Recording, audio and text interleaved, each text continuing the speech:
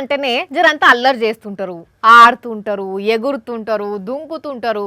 అప్పుడప్పుడు బల్లె కూడా అల్లరి చేస్తారు. పాపం వాళ్ళకి ఏం తెలుసు? అసొంటప్పుడు సారు అట్లా కాదురా పిల్లలు గిట్లా అని వాళ్ళకి అర్థమయ్యేటట్టు చెప్పాలి. ఇంకోసారి అట్లా చేయొద్దు అని నచ్చ చెప్పాలి. కానీ అదే కూడా ఒకసారి అట్లా చేయకుండా ఏం చేసిండట అంటే, నిజామాబాద్ జిల్లా నందిపేట మండల్ కుద్వాన్పూర్ స్కూల్లో పిల్లగాండ్లు లొల్లి చేసిండ్రని చెప్పి శంకర్ అనే ఓ చెత్త సారు పాపం అని కూడా అనకుండా పిల్లగాండ్ల కళ్ళల్లో కారం పోసిండట. అంటే పాపం ఆ పిల్లలకు ఎంత మంట పుట్టుండాలి, వాళ్ళు ఎంత ఏడవాలి. పిల్లలు చెప్పుండ్రా అసలు ఏమైంది? అలా చేసి కంట్లలో కారం పోసిండు శంకర్ సారేమో కంట్లలో కారం పోసిండు. గాలి చేస్తే సారు కంట్లలో కారం పోసి కళ్ళలనే కాదు చెవుల్లో కూడా పోసిండట.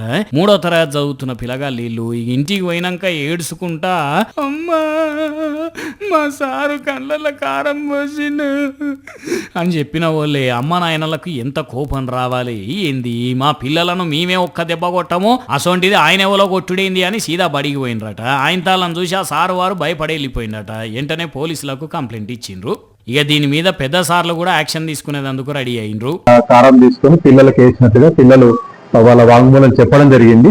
ఈ సమాచారం అంతా కూడా క్రోడీకరించి ఈ ఎంక్వైరీ రిపోర్ట్ అంతా కూడా ఉన్నతాధికారులైనటువంటి మా జిల్లా విద్యాశాఖ అధికారికి పంపడం జరుగుతుంది. ఇసొంటి సార్లు చేయబట్టి పిల్లగాళ్ళు భయపడి స్కూల్కి పోతారాను. మరి ఆ సార్ ఏవలో గానీ వాళ్ళ పిల్లల కంట్లో కూడా ఇట్లనే కారం పోస్తే ఊకుంటాడా? ఉండాలి కొంచెమన్నా.